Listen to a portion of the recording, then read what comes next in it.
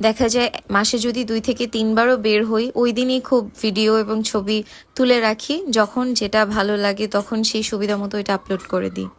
আর maximum ভিডিওই আমি ওই দিন করি যেদিন আমি বাসায় থাকি এবং আমার সুবিধা হয়। বাচ্চাদের সাথে ওই দিনই খেলতে পারি যেদিন আমি বাসায় থাকি। আর যারা ভাবেন যে প্রতিদিন হয়তো বের হয়ে অনেক ঘুরি ফিরি, না ভাই, লাইফ এত ইজি না, এত রঙিন না। জীবন যদি এত সুন্দর হইতো তাইলে তো হইতোই।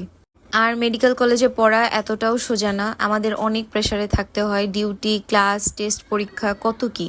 আচ্ছা, আরেকটা কথা বলি। এই যে এখন যে ফ্রেন্ডের বাসায় আসি, ও হচ্ছে তামান্না, আমি প্রায় সময় ওকে নিয়ে ভিডিও দেই। ও কিন্তু অনেক ভালো। এই যে সেদিন গেলাম ওর মামি অনেক ভালো। মামি ভালো কিছু রান্না করলে আমাকে সবসময় ফোন দেয়, মেহের আজকে ভালো রান্না হয়েছে, চলে এসো।